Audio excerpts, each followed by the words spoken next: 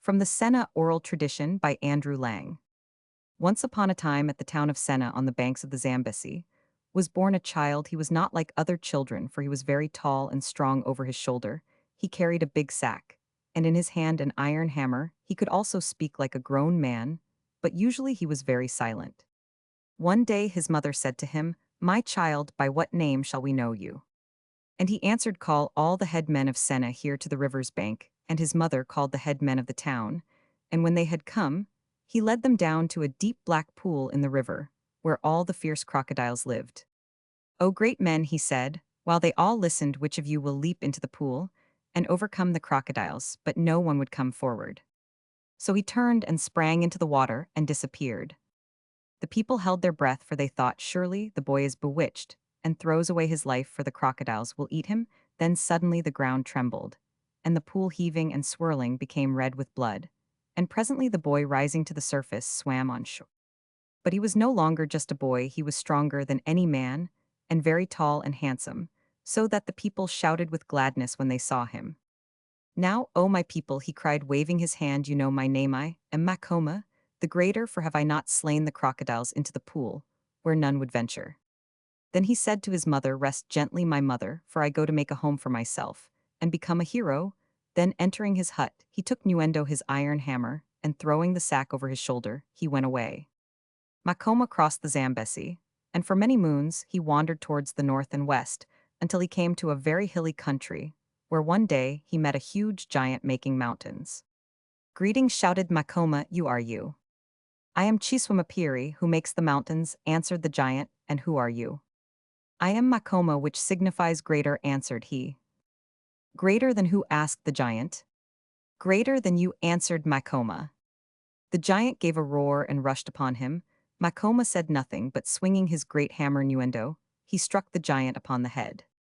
He struck him so hard a blow that the giant shrank into quite a little man, who fell upon his knees, saying, "You are indeed greater than I. O Makoma, take me with you to be your slave." So Makoma picked him up and dropped him into the sack that he carried upon his back.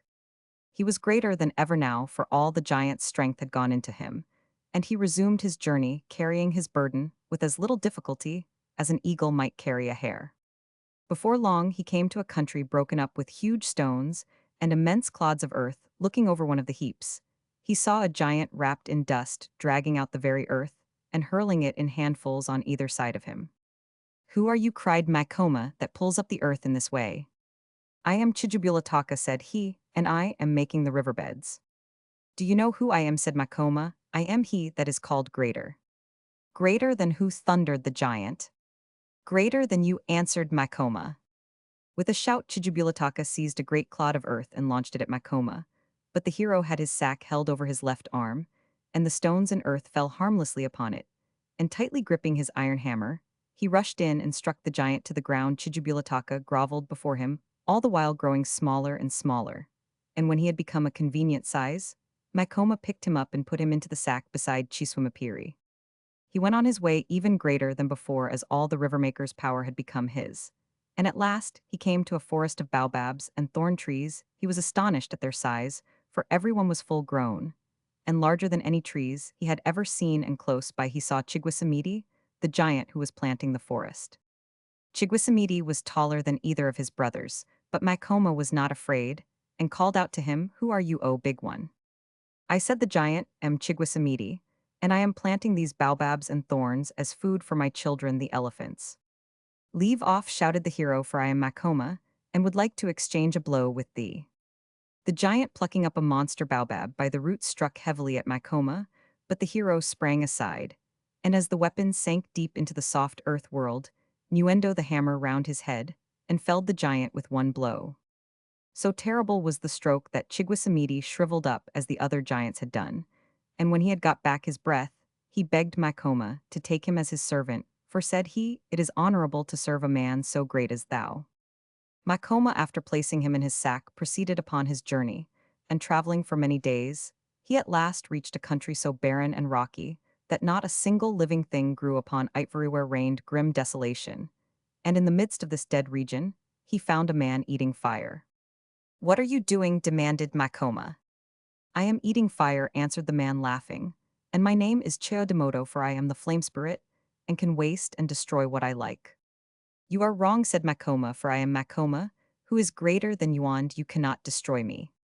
The fiery laughed again and blew a flame at Makoma, but the hero sprang behind a rock just in time, for the ground upon which he had been standing was turned to molten glass like an overbaked pot by the heat of the flame spirit's breath.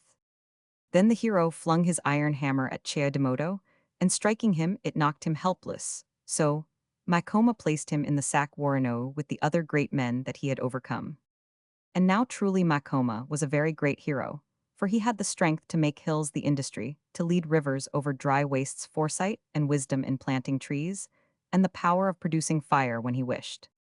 Wandering on, he arrived one day at a great plain, well watered and full of game, and in the very middle of it, close to a large river, was a grassy spot very pleasant to make a home upon.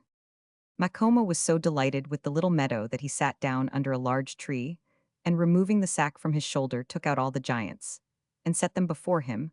My friend, said he, I have traveled far, and am weary. Is not this such a place as would suit a hero for his home? Let us then go tomorrow to bring in timber to make a kraal. So the next day Makoma and the giants set out to get poles to build the kraal, leaving only Chiswamapiri to look after the place, and cook some venison which they had killed in the evening. When they returned, they found the giant helpless, and tied to a tree by one enormous hair. How is it, said Makoma, astonished, that we find you thus bound and helpless? O chief, answered Chiswamapiri, at midday, a man came out of the river. He was of immense stature, and his grey mustaches were of such length that I could not see where they ended. He demanded of me, Who is thy master? And I answered, Makoma, the greatest of heroes. Then the man seized me, and pulling a hair from his mustache, tied me to this tree, even as you see me.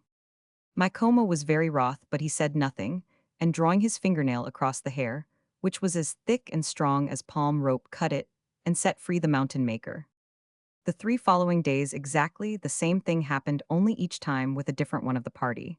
And on the 4th day, Makoma stayed in camp when the others went to cut poles, saying that he would see for himself what sort of man this was that lived in the river, and whose mustaches were so long that they extended beyond men's sight.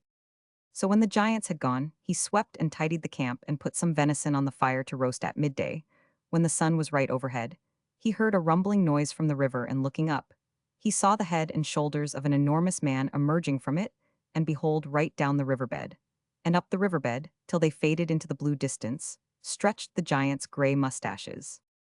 Who are you? Bellowed the giant as soon as he was out of the water. I am he that is called Makoma, answered the hero. And before I slay thee, tell me also what is thy name, and what thou doest in the river. My name is Chindabu Majiri, said the giant. My home is in the river, for my mustache is the grey fever mist that hangs above the water, and with which I bind all those that come unto me so that they die. You cannot bind me, shouted Makoma, rushing upon him and striking with his hammer, but the river giant was so slimy that the blow slid harmlessly off his green chest. And as Makoma stumbled and tried to regain his balance, the giant swung one of his long hairs around him and tripped him up. For a moment, Makoma was helpless, but remembering the power of the flame spirit which had entered into him, he breathed a fiery breath upon the giant's hair and cut himself free. As Chindabu Majiri leaned forward to seize him, the hero flung his sack Warano over the giant's slippery head, and gripping his iron hammer, struck him again. This time, the blow alighted upon the dry sack, and Chindabu Majiri fell dead. When the 4 giants returned at sunset with the poles, they rejoiced to find that Makoma had overcome the fever spirit, and they feasted on the roast venison till far into the night. But in the morning, when they awoke, Makoma was already warming his hands to the fire, and his face was gloomy. In the darkness of the night, O my friends, he said presently, the white spirits of my fathers came upon me, and spoke, saying, Get thee hence, Makoma, for thou shalt have no rest, until thou hast found and fought with Sakadirina, who had 5 heads, and is very great and strong, so take leave of thy friends, for thou must go alone. Then the giants were very sad and bewailed the loss of their hero, but Makoma comforted them, and gave back to each the gifts he had taken from them. Then bidding them farewell, he went on his way. Makoma traveled far towards the west over rough mountains and waterlogged morasses, fording deep rivers and tramping for days across dry deserts, where most men would have died, until at length he arrived at a hut standing near some large peaks, and inside the hut were 2 beautiful women. Greeting, said the hero, is this the country of Sakadirina, of 5 heads whom I am seeking? We greet you, O great one, answered the women. We are the wives of Sakadirina. Your search is at an end, for there stands he whom you seek. And they pointed to what Makoma had thought were 2 tall mountain peaks. Those are his legs, they said. His body you cannot see, for it is hidden in the clouds. Makoma was astonished when he beheld how tall was the giant, but nothing daunted he went forward, until he reached one of Sakadirina's legs, which he struck heavily with nuendo. Nothing happened, so he hit again, until presently he heard a tired, faraway voice, saying, "Who is it that scratches my feet?" And Makoma shouted as loud as he could, answering, "It is I, Makoma, who is called Greater," and he listened, but there was no answer. Then Makoma collected all the dead brushwood and trees that he could find, and making an enormous pile round the giant's legs, set a light to it. This time the giant spoke. His voice was very terrible, for it was the rumble of thunder in the clouds. "Who is it," he said, "making that fire smolder around my feet?" "It is I, Makoma," shouted the hero, "and I have come from far away to see the O Sakadirina, for the spirits of my fathers bade me go seek and fight with thee, lest I should grow fat and weary of myself." There was silence for a while, and then the giant spoke softly. "It is good, O Makoma," he said, "for I too have grown weary. There is no man so great as I, therefore I am all alone. Guard thyself." And bending suddenly, he seized the hero in his hands and dashed him upon the ground, and lo! Instead of death, Makoma had found life, for he sprang to his feet, mightier in strength and stature than before, and rushing in he gripped the giant by the waist and wrestled with him. Hour by hour they fought, and mountains rolled beneath their feet like pebbles in a flood. Now, Makoma would break away, and summoning up his strength, strike the giant with nuendo, his iron hammer, and Sakadirina would pluck up the mountains and hurl them upon the hero, but neither one could slay the other. At last, upon the second day, they grappled so strongly that they could not break away, but their strength was failing. And just as the sun was sinking, they fell together to the ground insensible. In the morning when they awoke, Mulimo, the great spirit, was standing by them, and he said, "O Makoma and Sakadirina, ye are heroes so great that no man may come against you, therefore ye will leave the world, and take up your home with me in the clouds." And as he spake, the heroes became invisible to the people of the earth, and were no more seen among them.